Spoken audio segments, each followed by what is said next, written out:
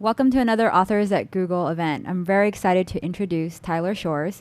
He was a former Googler and also worked on the Authors at Google program. Today, he'll be discussing his contribution to the book Heroes in Philosophy, which is the first book to examine the philosophy behind the hit show Heroes. Before Heroes, he studied another hit show, The Simpsons. At UC Berkeley, where he received his undergraduate degree in English and Rhetoric, Tyler used The Simpsons as his primary case study to teach a class on postmodern parody and subjectivity in mass culture. If you're like me, you'll be excited to hear that Tyler has 3 more books coming out. So keep watching your favorite shows. You'll definitely have an intellectual justification for watching them. While not writing, Tyler is a project manager for the Center for Civic Education. Please join me in welcoming Tyler Shores. All right.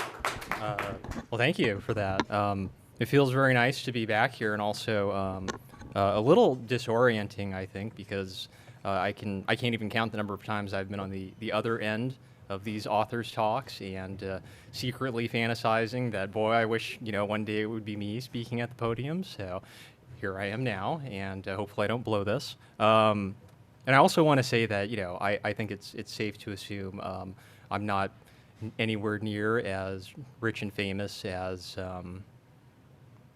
pretty much anyone who's ever done an author's talk. So I think it's okay for me to say that, like, the first time I saw something I'd written on the bookshelf at Barnes and Noble and Borders, it was pretty cool. I took a picture of it, and I think I may post it on Facebook because it was pretty exciting.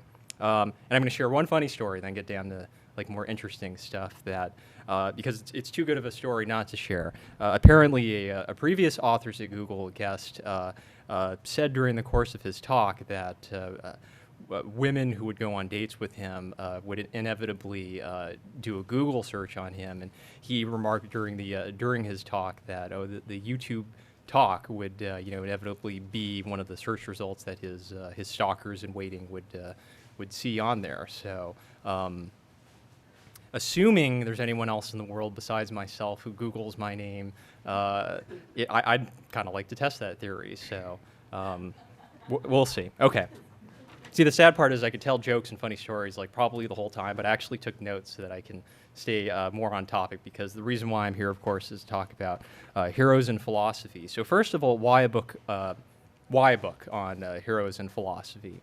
And I want to answer that question by touching briefly on some specifics and then speaking more generally. One of the things that makes Hiro specifically such an appropriate fit for a book about philosophy is that there's a number of very philosophically interesting themes that are kind of interwoven through the excuse me, the course of the narrative of the show, or if not themes, at least topics that are lend themselves very easily to philosophical reflection. For example, we have a show that is about heroes and villains at core, which therefore leads us to questions on the nature of good and evil, which I'm going to talk about more in a little bit. Characters such as Hiro Nakamura or Sylar represent good and evil in a very straightforward sense. We have characters like Hiro who save people, and characters like Sylar who kill people. We have many other characters in the show that are painted with much subtler shades of gray. We have Nathan Petrelli's and Noah Bennett's, who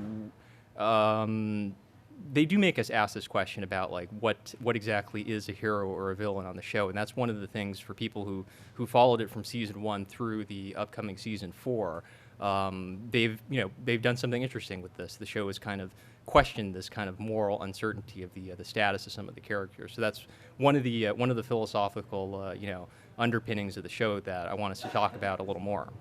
And another thing I think that is probably worth mentioning is that philosophy is not just something that philosophers do. The argument is that, well, I would say that philosophy is something that we all do all of the time. It really just becomes a question, not so much if we're doing philosophy, but rather what degree of, how cognizant are we of the philosophy that we're already doing.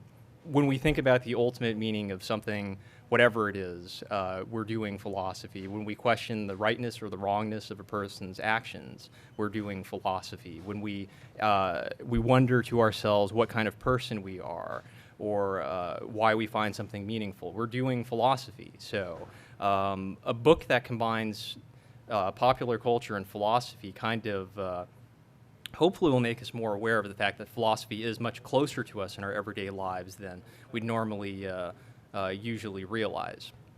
So let's talk specifically about how Heroes in Philosophy works, though. I would think that good stories and good philosophy are alike in that they carry a certain resonance. Like they touch upon certain elements of the human condition and human existence that, like, they begin to take on aspects of the universal. We can't help but relate to these things, and that's one thing that Heroes as a good story, as a good show, is inherently interesting to us in this way. There's something about Heroes, and I'll talk about this in a little more detail, but like, on an almost like archetypical level, like there are certain like very fundamental questions that I think we've tried really hard in the book to kind of bring out and discuss a little more. But one of the reasons why I think Heroes in Philosophy is such a cool topic is the whole notion of the superhero genre. Kind of represents our own modern day mythology when we really start to think about it. If you think, for instance, like of ancient Greek and ancient Roman mythology, we have these larger than life figures. But at the same time, we have these characters that, on the one hand, we want them to be beyond the scope of, like human limitation and human potential, but at the same time, we want them to be deeply flawed. We want them to have their own, shortcomings, and in that way, we kind of see more of ourselves in these characters. So we want them to be both above us, beyond the ken of human limitation, but at the same time, we don't want them to be any better than us. So that's kind of like if we think about mythological figures, that is sort of in a way what like the superhero genre kind of does for us. If you think about, excuse me, like any of the characters nowadays, like Spider-Man or any of these other characters, yeah, they're superheroes and they have their their things that make them super, but they certainly have things that make them very human too, and that's something that I think Heroes does very well. Like we have these characters who are really supposed to be like the premise of the show is, what if ordinary people were just to wake up with superpowers one day, and like it brings you through that process, and philosophically it gets kind of interesting. Hiro Nakamura is a great character for a number of reasons, and like he fits this perfect. First of all, his name is Hiro, but second of all, like just think about it for a second. If you've watched the show, he struggles to do the right thing. He struggles to like find himself and try to like fulfill his destiny of what it is he's trying to do. That makes it inherently more relatable to us. People in real life can be brave, they can be bold, they can be decisive, but in real life, people are just as likely to be cowardly and indecisive and make the wrong decisions. So there's that element too. There's the fact that we want heroes who can do the right thing but struggle to do that. The characters make for interesting drama in the show because of these flaws. Like, there's something oddly comforting about fallible heroes, I think. And when we imagine, I think this says something too about the way in which we kind of imagine like our heroes' fragilities. It says something about us too. On a deeper level, we kind of want imperfect heroes. We want heroes who don't have it easy because we are imperfect and we don't have it easy, and we see it's easier for us to see more of ourselves in these kind of struggles. For those of us that have been regular viewers of the show, that first season was appealing to me for some of these reasons that I'm just talking about. And I think season 1 was a very good season of television, period. The idea of taking, like I said, seemingly ordinary people and like putting them in these contexts where they have to discover that they're not as ordinary as they thought, and they have to discover that they're different than who they thought they were. This is, these are things that are not hard for us to imagine, like, forget the superpowers thing, but it's not hard for us to imagine that we have to, we're put in a position where all of a sudden we're untethered from our normal context, and we have to think in terms of who are we and, why are we doing these things. So there are some like interesting things, like these larger issues that I'm talking about. But speaking of interesting, I want to talk specifically about what I wrote in the Heroes in Philosophy volume, and the topic was on time and meaning in Nietzschean heroes. Time to me is such a philosophically interesting topic. our understanding of time on the most like fundamental levels really does inform a lot of who we are as people, as human beings. Many philosophers have argued that man or woman is essentially a temporal being, that we define our existence and our identity in terms of time. On a less lofty level, we can pretty much say that we are obsessed with time. To see how this obsessiveness plays out, we just need to look at think about for a second the language that we use when we're talking about time. We're always aware of the ways in which we spend our time. When we're enjoying ourselves, we say that we're having the time of our life. When we're disappointed with the outcome of something, we say that was a waste of time. When we're at work, we say that we're on the clock. When we are not at work, we say that we're taking time off or we're on vacation time, and so on and so on. You get the idea. But time has that omnipresent sort of feature in our everyday lives.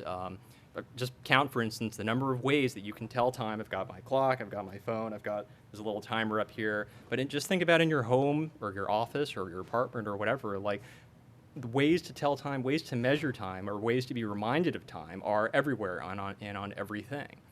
So it's interesting. It's interesting to think about. And, underlying that cause, it's almost I don't know what to call it, almost like an uncertainty or a feeling that if we're not paying attention to time, we're worried that something is going to happen to us or something is going to happen to time. So there's that omnipresent awareness. The only two places that you can't see reminders of time, at least the ones that I could think of, are the post office and casinos. So the places that you're wasting time the most are the places where you don't want to be reminded of time. But anyways, that sort of mindfulness of time and meaning is kind of what I decided to write about, and it's certainly a major theme within Hiro's. Hiro, the character, his superpower is the ability to stop time and to move backwards and forwards through time. So there's that kind of sci-fi-ish thought problem that we can sort of play with. There's a moment in the show when Hiro, very early, it's the second or third episode, he's trying to explain how his powers work to his friend Ando, and he says people think that time runs in a straight line. He draws a straight line, but it actually runs like this in a circle. So that is extremely significant to me, I think, in terms of what I talk about in the chapter on Nietzsche. The general premise of Nietzsche's idea is what he calls the eternal recurrence. That time isn't linear, that time doesn't necessarily run in a straight line, but he wants us to think that time can run over and over again in the fashion of a circle. He uses this idea of the eternal recurrence to ask us to imagine that our entire life were to recur over and over and over again in an endless loop of kind of this, undifferentiated sameness. So he asks us to actually think about this for a second. What would you think? What would you do? What would you respond to this sort of situation? It's not like this is supposed to be something that could or would happen, but he wants you to think in terms of how you view your life. If everything were to repeat over and over and over again for all eternity.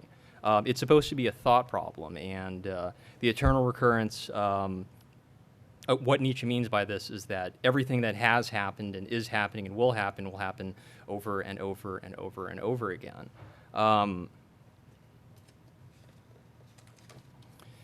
When we start to think about it a minute, we're actually supposed to realize that this is a horrible, horrible thing. An example from the show that I could illustrate this in is at the end of season 2 when Hiro, for those of you that have seen the episodes, he traps Adam Monroe in a coffin. Adam Monroe is the bad guy in season 2, but he's a person who his superpower is to live really long, so he's several hundred years old. But when you think about that for a second, being alive but stuck in a coffin basically forever, doing the same thing over and over again, which is nothing. That is pretty much the eternal recurrence in a nutshell. That's the awful weightiness that Nietzsche wants to impress upon us. It's supposed to be awful. It's supposed to be that feeling of unmitigated, lack of change and no hope of there ever being a change. So it's a thought problem. It's kind of a downer, but that's what philosophy is sometimes. So Nietzsche, and I want to quote one of his works directly from The Gay Science. He describes the situation in the following way. There will be nothing new in it, but every pain and every joy and every thought and every sigh and everything unutterably small and great in your life will have to return to you, all in the same succession and sequence. So time and repetition are prominent themes in the first season. when you think about the tagline for what the show first became famous for, "Save the cheerleader, save the world." I mean, the basic idea behind that was that the future mustn't repeat itself in the present. They saw this post-apocalyptic thing that happens, New York City blows up, and then they're supposed to go back into the present to stop the future from happening. So again, these time and repetition themes were very prominent in the show, even if they're not necessarily spelled out in that way. So it's clear in the show why we don't want things to happen like that, why we don't want things to repeat. We don't want New York City to blow up, so Hiro travels back in time. But for Nietzsche, he puts to us the question, if we could change things to be other than they were, what does that tell us about ourselves? Why would we want to do that? Why would we want things to change? And I'm going to come back and try to offer an explanation for that answer. But the way in which we answer this question kind of serves as a way of providing some sort of insight to ourselves about how we view our lives and how we view the sort of way everything should be connected. For Nietzsche, we understand that a single moment can be like a fundamental measure of time. We find moments, if you think about any moment in particular, moments are so valuable because they are so fleeting and so transient. Some people spend their whole lives trying to pursue a lost moment or waiting for a moment that never happens. But the idea of the eternal recurrence is that how would you feel about that moment, that whatever it is that you've esteemed so highly, if that same thing were to happen over and over and over again? Could you possibly care as much about it if it were to repeat? No, you couldn't. It's by definition, it's that finitude, that sense of fleetingness that we find so valuable and in which we derive meaning and contentment from. So as a thought problem, this idea of everything recurring over and over again is actually a very interesting one when you start to apply it to different moments in time and different moments from your life. There's a clear parallel, I think, in this regard to Nietzsche's philosophy and the events that unfold in the first season of Hero. From the season's final episode, which is called "How to Stop an Exploding Man," the entire future does seem to hinge on this one moment when the alternate future that they thought was going to happen doesn't happen, and it's because of that one thing that happens, without spoiling too much for people who are interested in the show but haven't seen it yet. Basically things are very different afterwards as a result of that.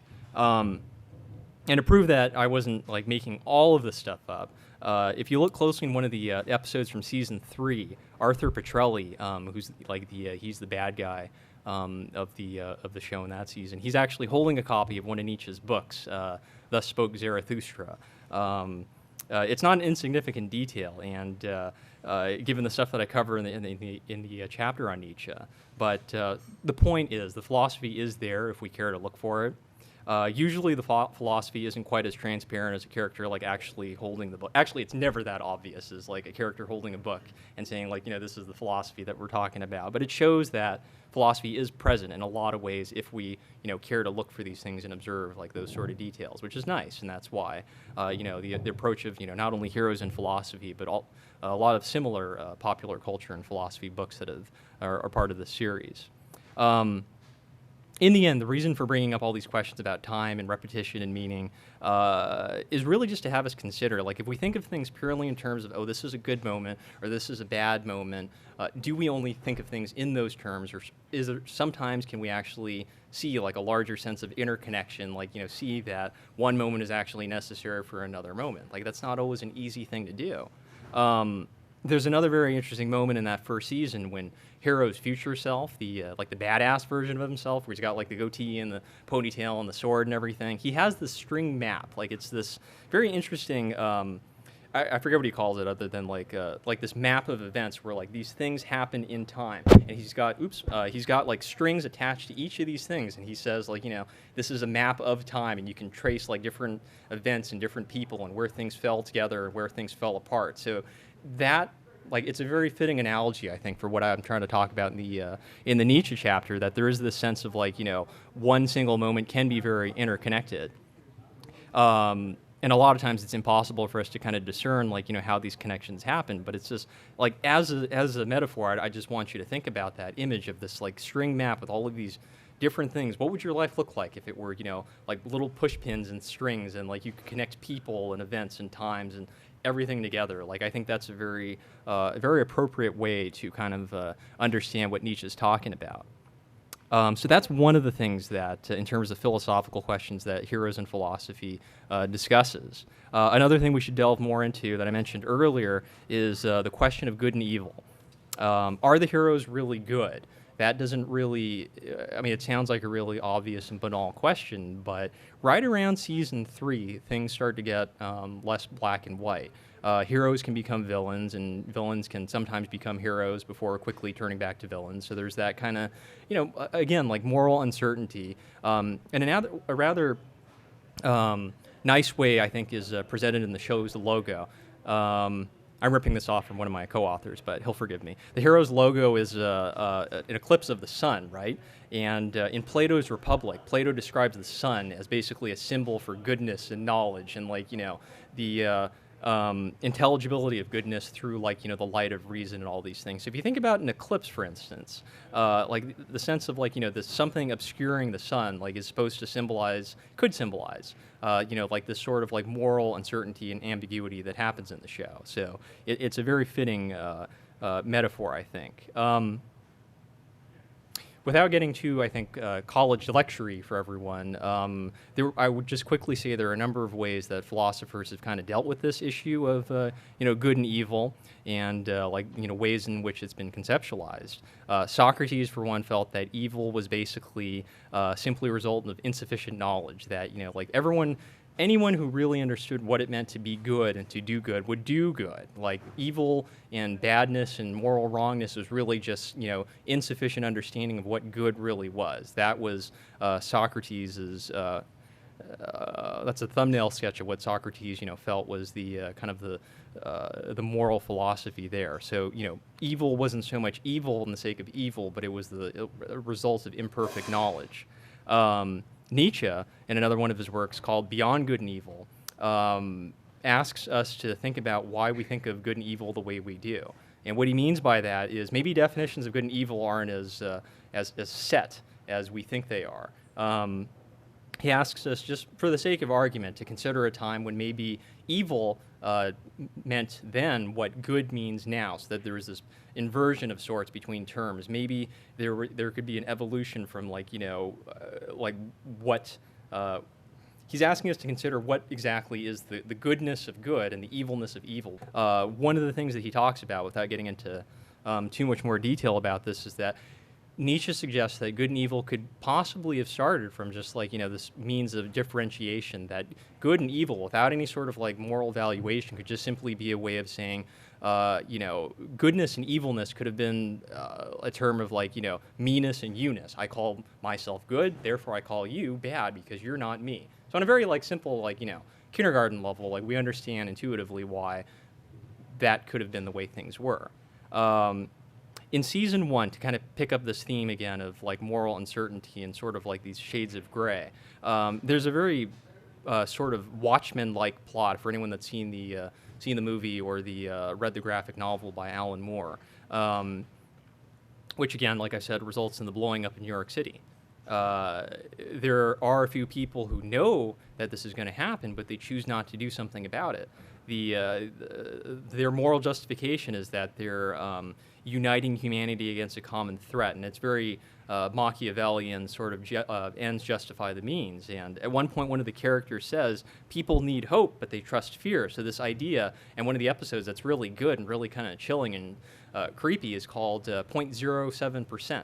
And the idea is that 0.07% of the human population is an acceptable loss to insure against a greater catastrophe. So this idea that you blow up New York City and you're letting this many people get blown up, and then the argument goes, without spoiling the episode, that they're saving more lives in the process for the future. It's good. It's a really good episode. And again, the first season is it touches on a whole slew of very philosophically interesting theories while making for very good drama, I think. Interesting questions of moral ambiguity that permeate the show's narrative throughout the first 3 seasons. And there's a difference, I think, between moral ambiguity, which is what I've been talking about, and moral compromises. That's another thing that one of the chapters in the book talks about. Noah Bennett, who's the horn-rimmed glasses guy, he does some pretty terrible things, including like torture and murder in the service of what he says is protecting his family. Which, you know, like if you follow his character, like, you know, that's very important to him, is like, you know, being a good father, but it is a compromise. He's sacrificing some things, like, you know, like killing people and torturing people, if it means protecting the people he cares about the most. Angela Petrelli justifies letting New York get blown up for the simple reason that she considers it a greater good that's going to result in a better future for everyone. Nathan Petrelli, who's the son of Angela, suggests that superpowered people's like concentration camps would be a good idea. It would be a good thing to protect everyone else from themselves. So there's this question, and it's a very politically freighted argument, obviously, that liberty can be exchanged for security. So there's very interesting issues here. And on the one hand, some of these are very whacked out examples. Some of them are not as whacked out as others, which makes them disturbingly close to home. What this has to do with us, however, is this notion, again, of like moral compromise is not unfamiliar to us in our everyday lives. Maybe not these specific instances, but we understand intuitively what we make trade-offs and small decisions where we're deciding one set of moral values for another, and that's inevitable. That's what we do in life, whether we realize it or not. Heroes is also interesting to us. One of the things, the reason for that is in this book, and again, I've talked about like these kind of shades of gray, this kind of like ambiguity between dark and light, black and white, is that we take for granted these like black and white distinctions between heroes and villains and good and bad. One of these moral sorts of questions, which I think is kind of a neat one, is what effect would superpowers have on society? It's kind of a silly question, but it does, like, it has intellectual merit, I think, because if you think about, and I'm not even talking about superpowers anymore, how would you act when you could do things that no one else could do and no one would be able to stop you?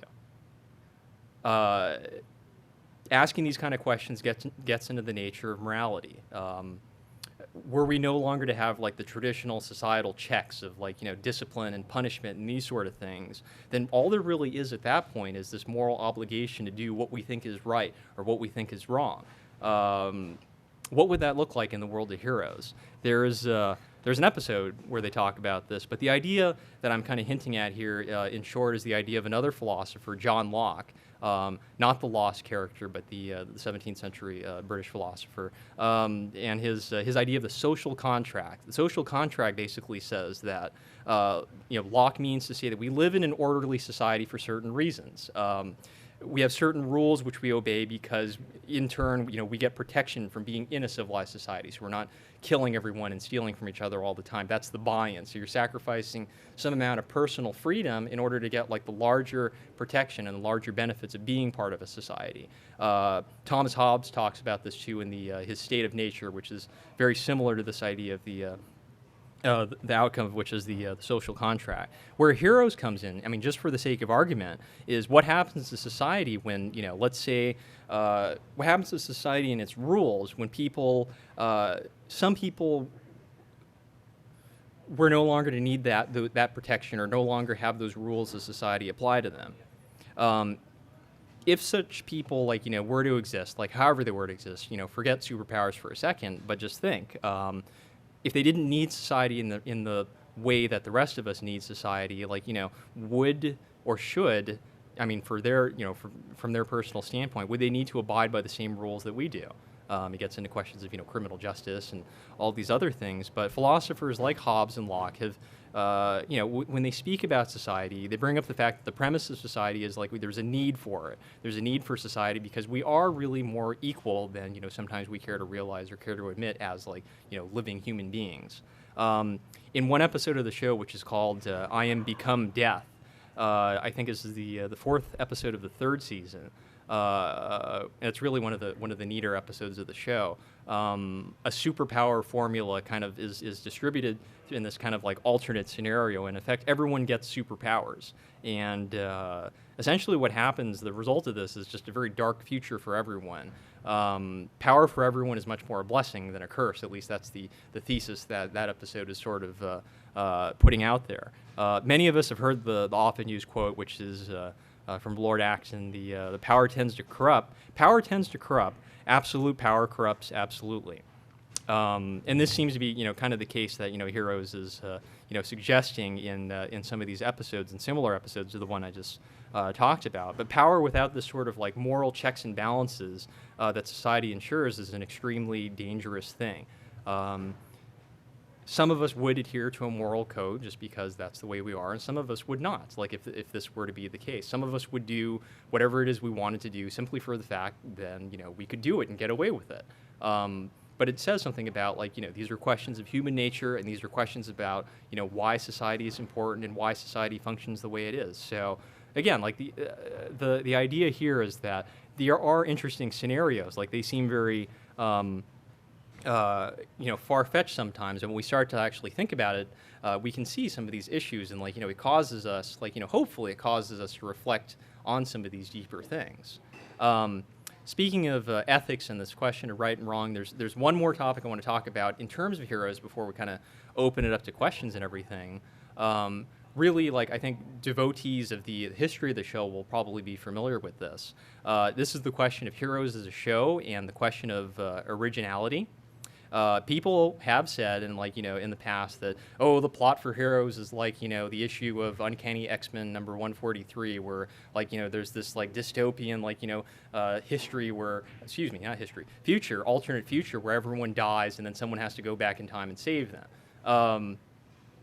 If you follow the first, first, second, and third season of the show, that kind of is the show in a nutshell. There is this, premise that is very much like, other comic book plots that have been done before Heroes.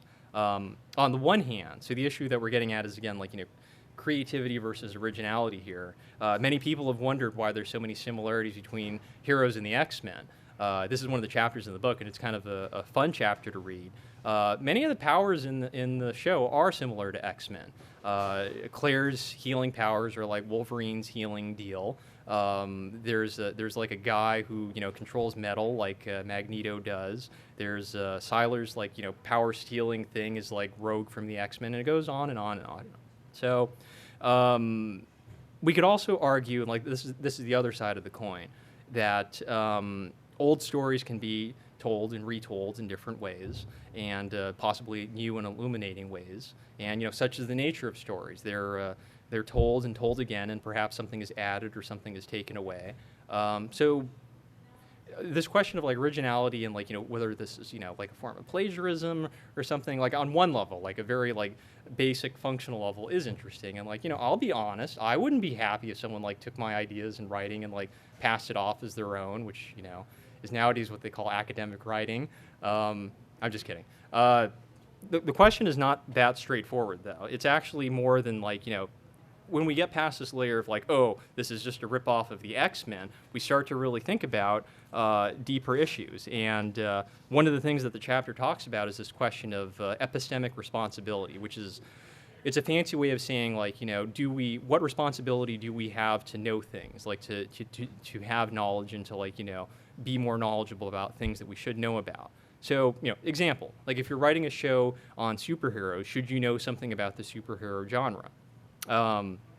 If you're creating a show like Heroes, does it seem a little disingenuous to say, I don't read comic books because I'd be worried that someone had already thought of my own ideas and I don't want to know that? That's not exactly what the show's creator, Tim Kring, said, but it's kind of close, so that's his argument.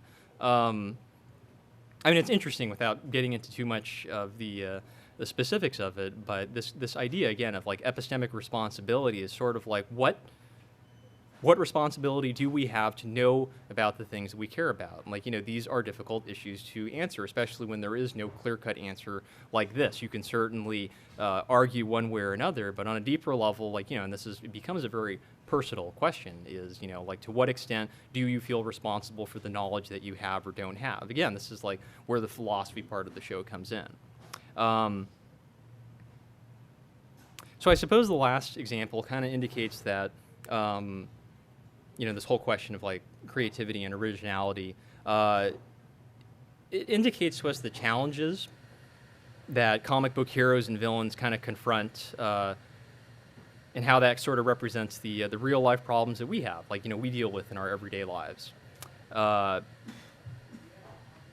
The moral decisions that comic book characters confront regarding their superpowers are not all that dissimilar from our own struggles to kind of, make the right moral decisions in a world that we wish were a little more black and white.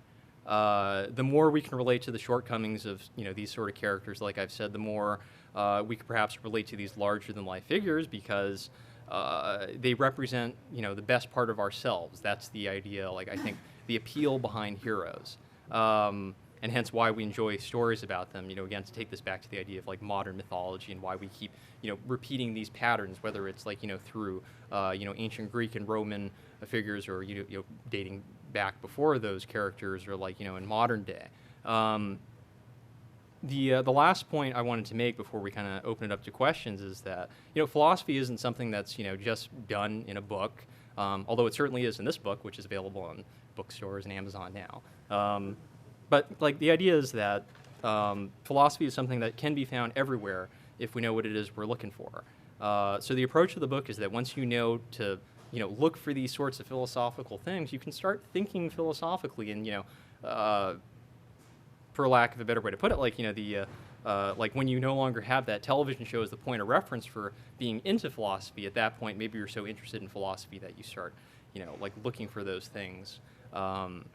In other aspects of your life. So that's more or less what I wanted to talk about. I want to ask a few questions because what's really interesting to me, besides hearing myself talk, which I really do like very much, but I do want to ask you guys also, some questions that like we're curious about what you think about some of the stuff we've written. So I'll stop talking in a minute, but let me just ask these questions.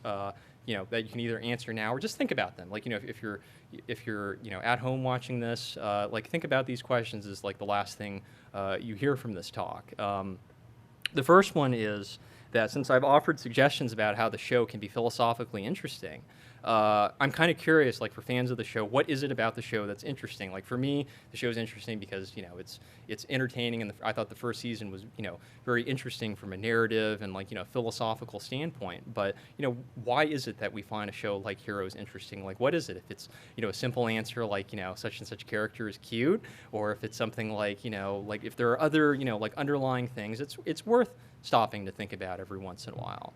The other question, and it's a more general question, is that one of the things I said at the beginning was that philosophy is something that's eminently relatable, and this book is kind of an example of that.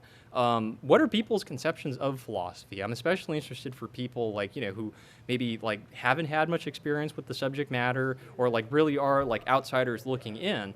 Like I kind of want to know, what does the word philosophy mean to those people? Like I've heard it used in a lot of different ways, but I am curious. So I'd ask just like, think about those things. Think about those like two questions. And that's all I have to talk about. And so if you have any questions, let me know. Thanks.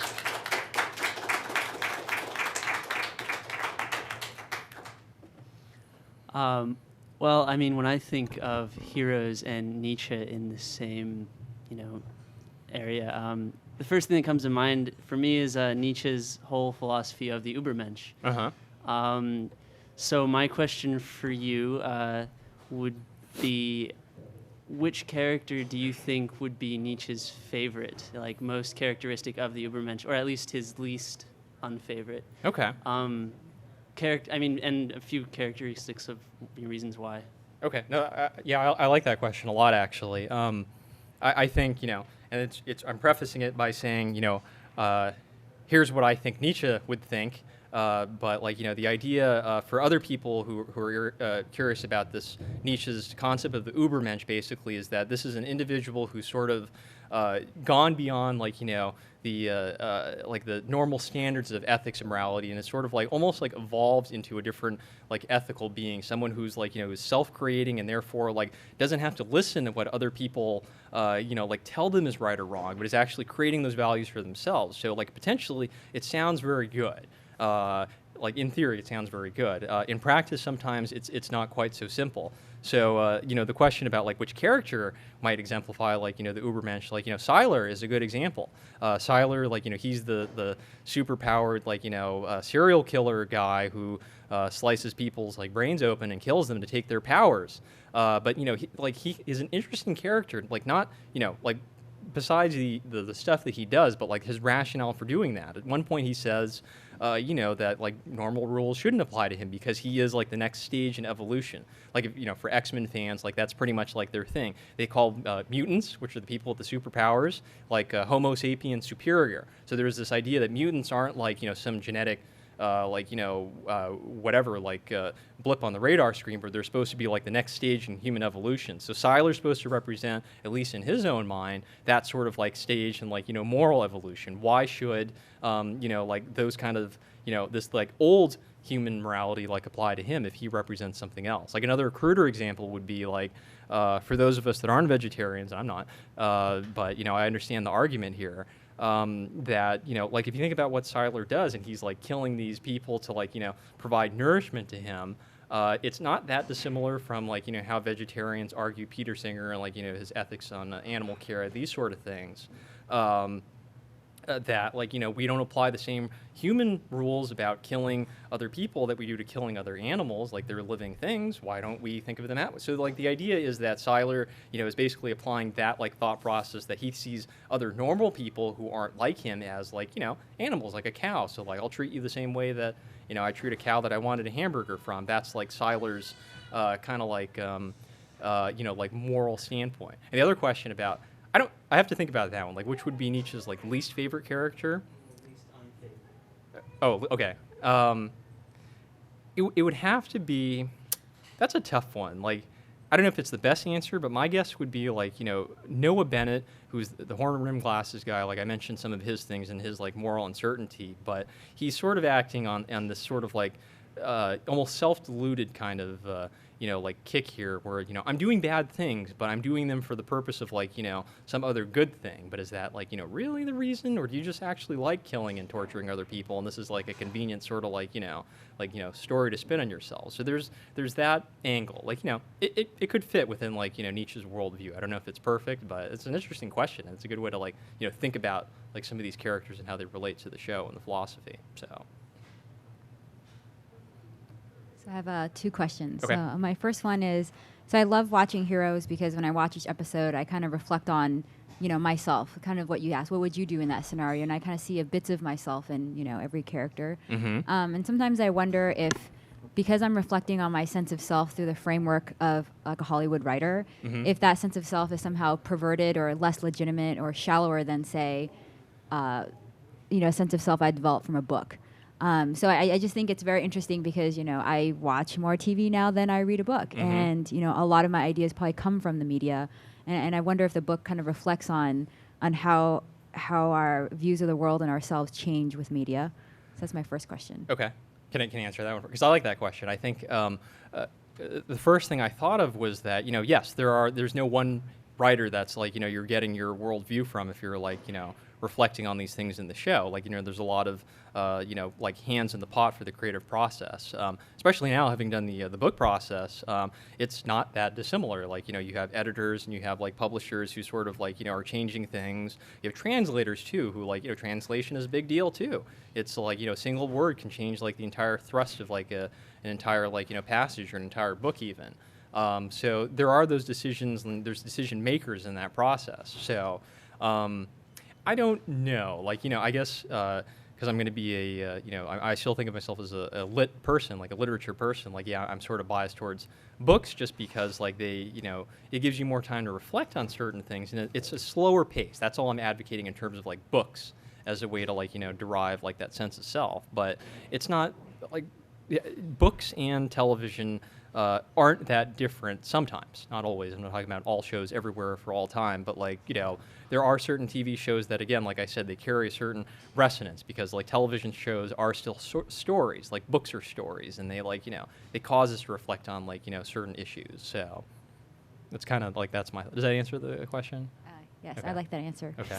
All right. And my second question is if you can tell us a little bit more about the 3 books that are coming out and which shows should we be aware of? Okay.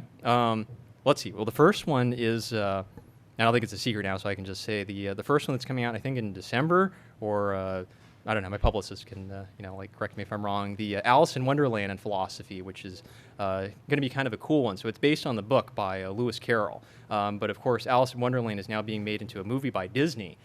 Tim Burton's directing it, and it's going to be kind of this like this new, different take on Alice in Wonderland, which looks potentially very interesting. So that's one book that's coming out, at the end of the year. And then following that one right afterwards is one of my favorite shows of all time, Arrested Development and Philosophy.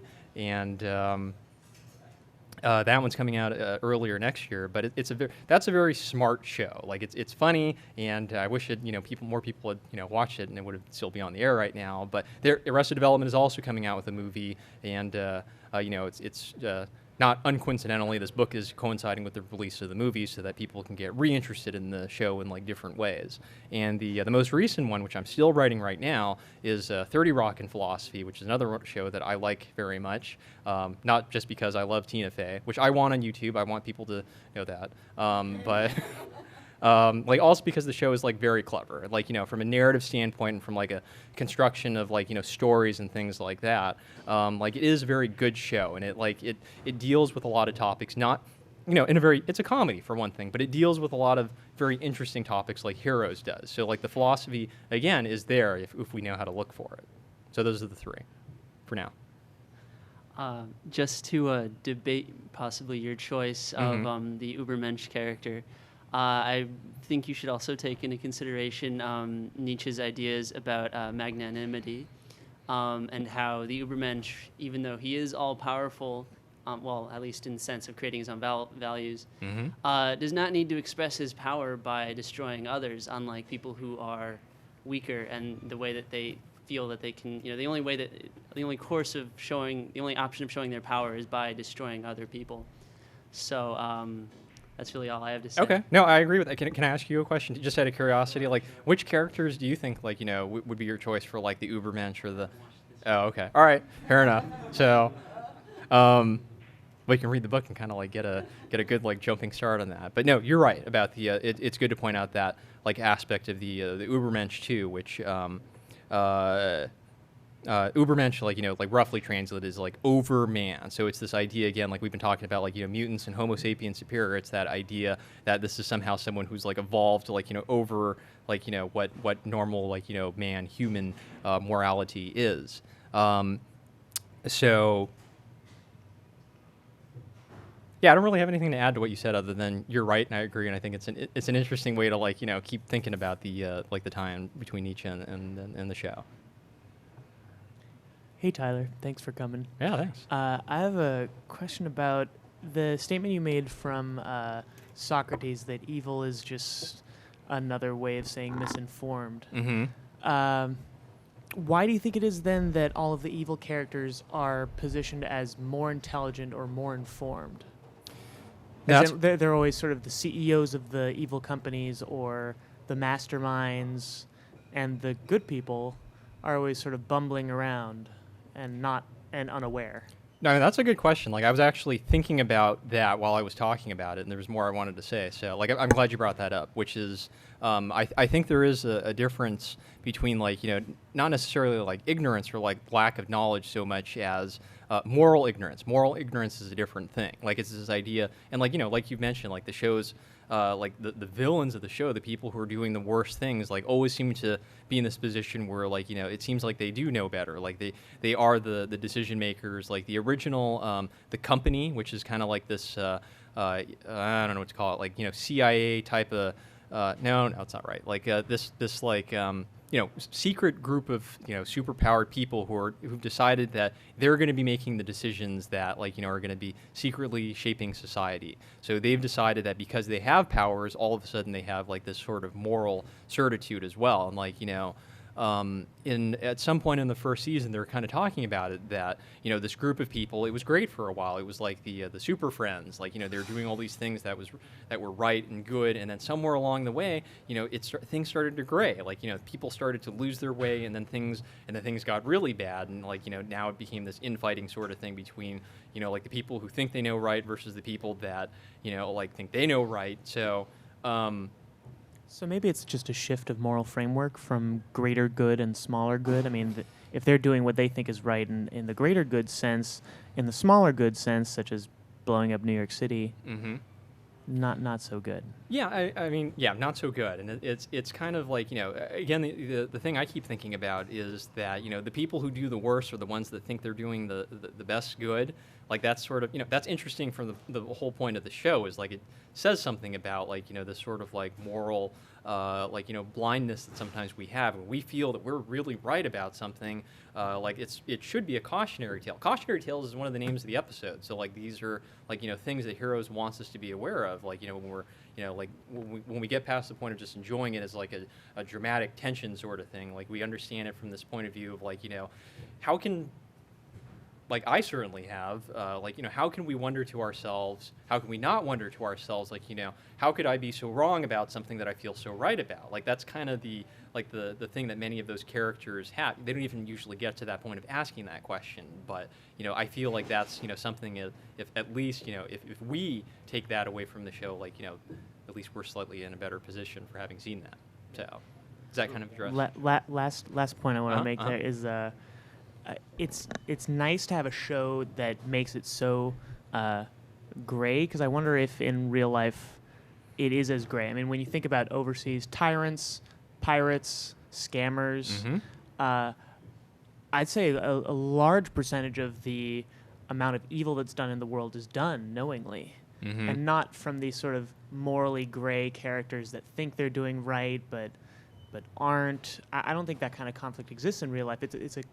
It's a creation or fabrication of the... No, you're right. That's also why, it's fiction at the end of the day, right? So, fiction is kind of comforting in that sense where, we want to believe that people, bad people do struggle, with things. Or we want to believe that it's, it's sometimes black and white, or there is gray. But, yeah, sometimes, bad people are just bad people in real life. But, it's the whole idea of the show is that, we want to believe that there's this, this chance that bad people can be stopped and bad people can be recognized and, pointed out as villains. And in real life, it doesn't always work that way. So... All right, so we're out of time. So thank you again for everyone for your attention.